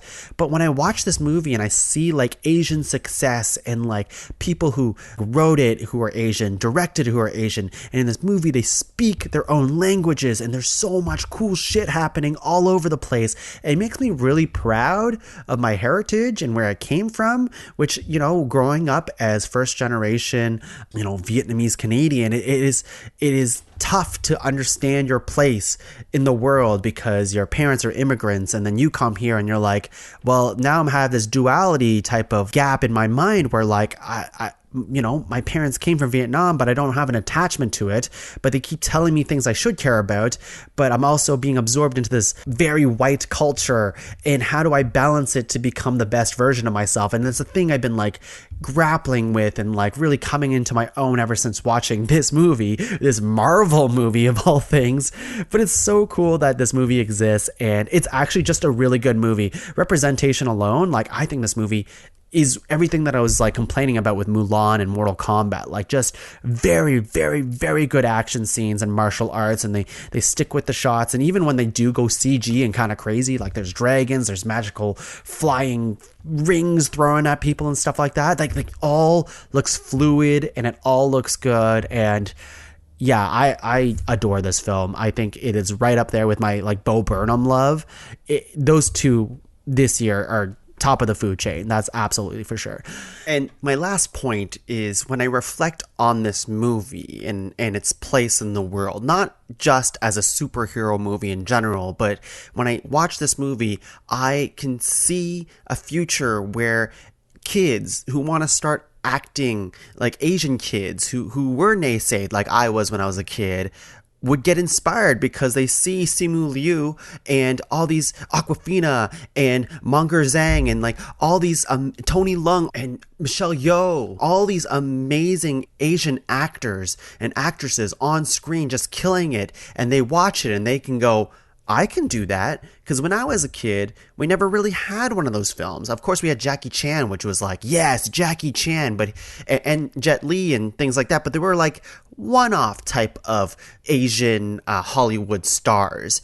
But with a movie like Shang-Chi, which was so well regarded and well received, and everybody loved it, now we're starting to see more of ourselves on the big screen. And now it's kind of like, hey, we can get a seat at the table. So that's why Shang-Chi means a lot to me, is because I feel like it is also acts as an inspiration to others, much like how Black Panther was a big inspiration for the Black community. Anyways, with all that said, I'm just trying to say, representation matters. Episode 92, Run Lola Run, 1998 with Jeff McBride. This is like a German techno thriller movie that just came out of nowhere, and Jeff was like, you gotta watch this film. It's one of my favorite films. I watched it on like CTV Movies, which I didn't even know was a thing. And it's such a unique film. It tells like 3 different stories of what could have happened during like this series of events. I'm not explaining this well, but basically she has to like get money in a certain amount of time, and they show you one scenario and that scenario ends. She wakes up and it shows you another scenario, and then it shows you another scenario, and it's really fascinating, and it's a very short movie, and I really recommend it if you want to see something that's like unique and fun, and like I've never seen it before. I thought it was just really solidly made. And apparently it was made for very little money, which like, you know, goes to show that you don't need the big Hollywood production value to make good shit. You know, like Inside, for example, like Bo Burnham's Inside, going back to that, was made with very little money. It was just made in his bedroom and stuff like that. He didn't need that much money compared to like a Transformers, for example, or like an Avengers movie. Episode 93, Dear Evan Hansen, 2021 with Laura Gordon. Laura comes back a lot on this, doesn't she? I'll tell you what, she's coming back soon anyways for West Side Story. We agreed that she'd be reviewing a lot of the movie musical movies.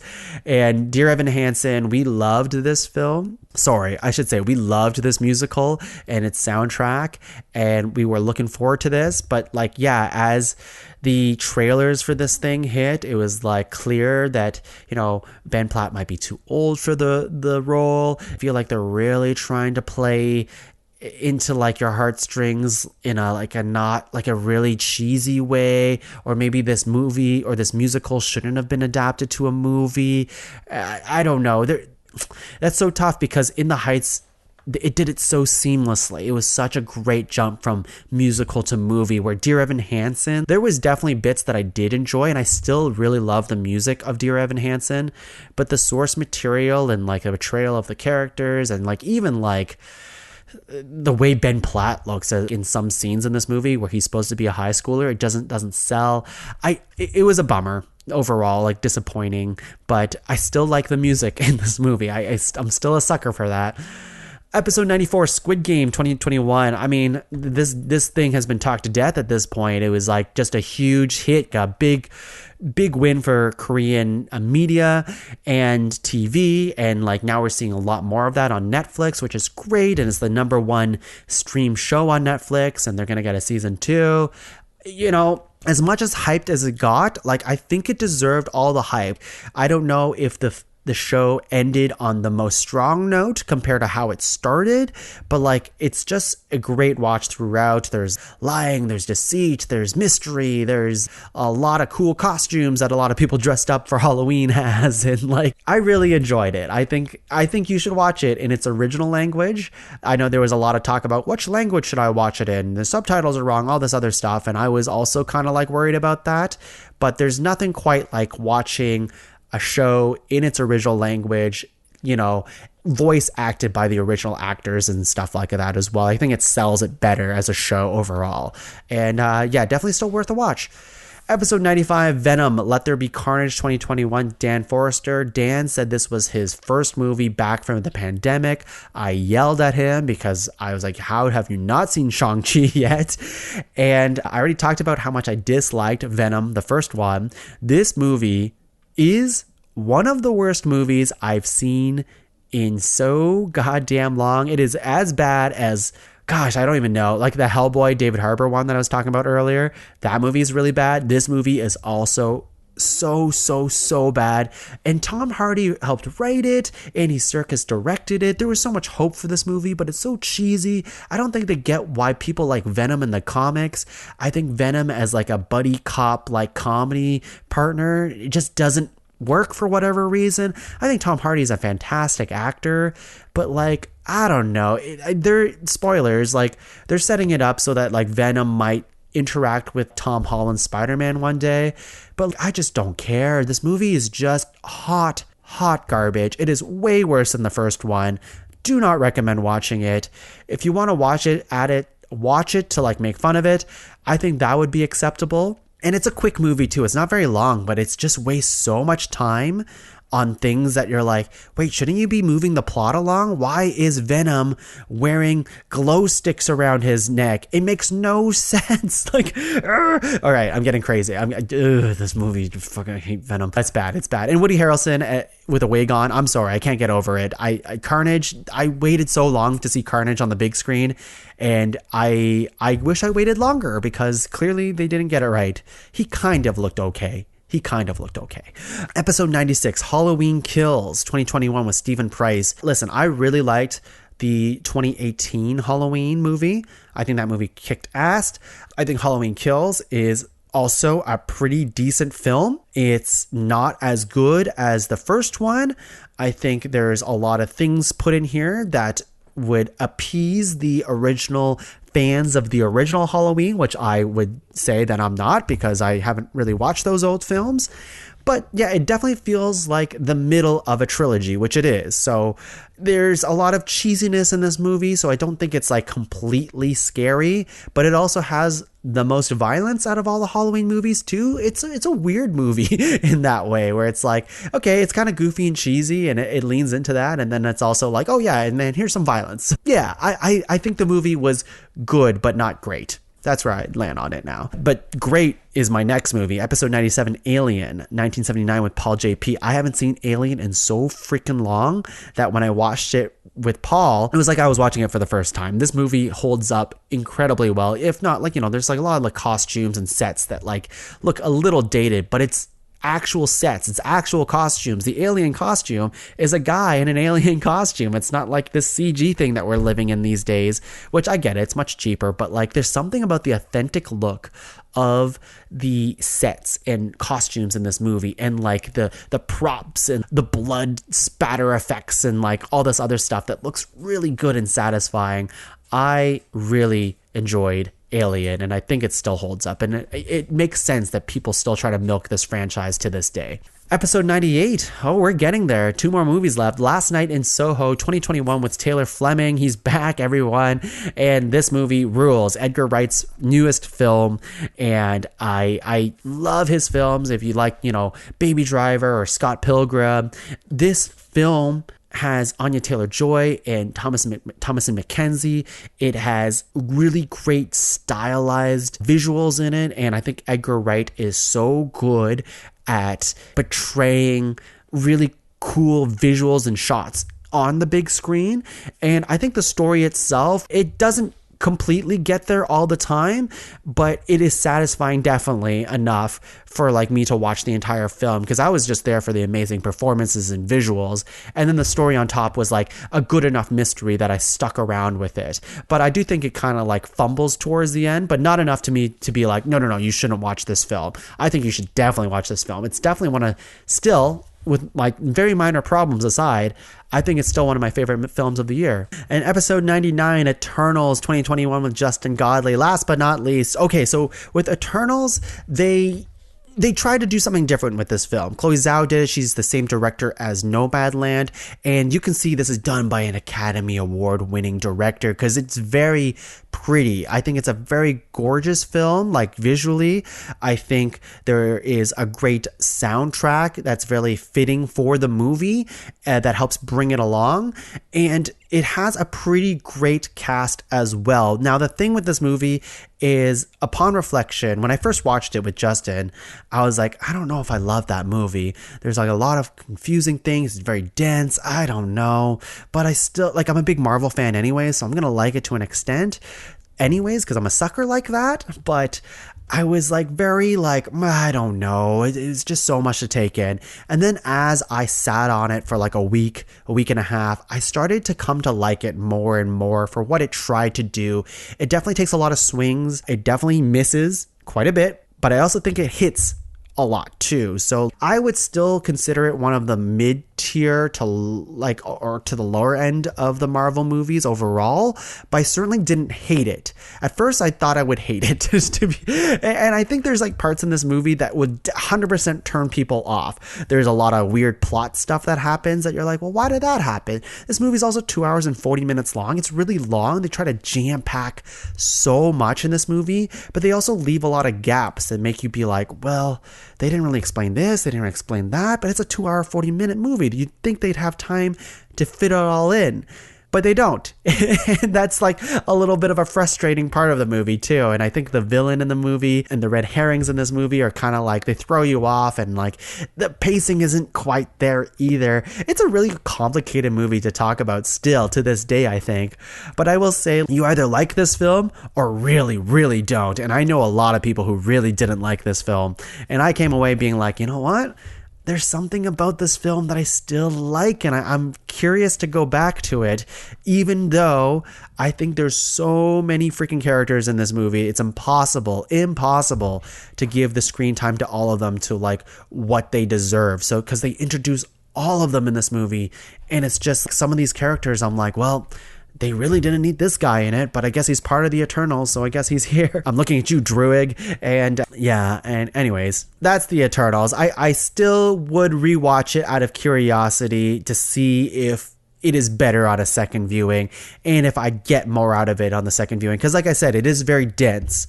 They do throw a lot of cosmic shit at you, which is going to definitely change the trajectory of the rest of the MCU.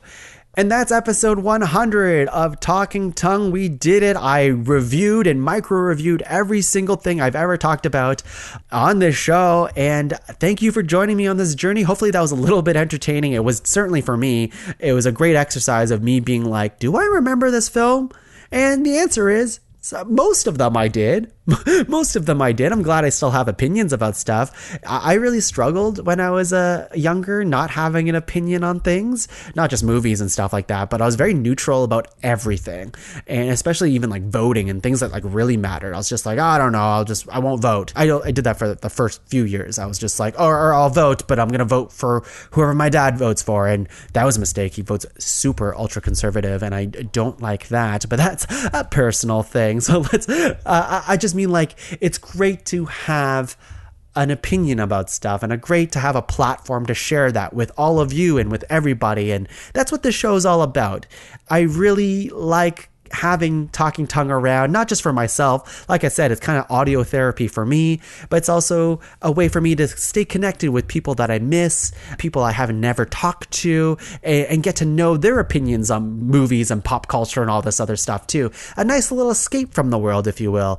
So with that is today's episode of Talking Tongue, episode 100. Again, we are going to change the kind of cadence and release schedule of this show. It's going to be bi-weekly from here on out on Mondays, and if anything changes, I'll definitely let you know. So follow us on Facebook, Twitter, all those good stuff, Instagram, all of the social media stuff. And yeah, I am looking forward to seeing what the next 100 episodes are going to be like. So with that said, I'm going to sign out with my world famous catchphrase, which is, come on and slam, and welcome to the jam. That's a Space Jam thing. Okay, bye everyone.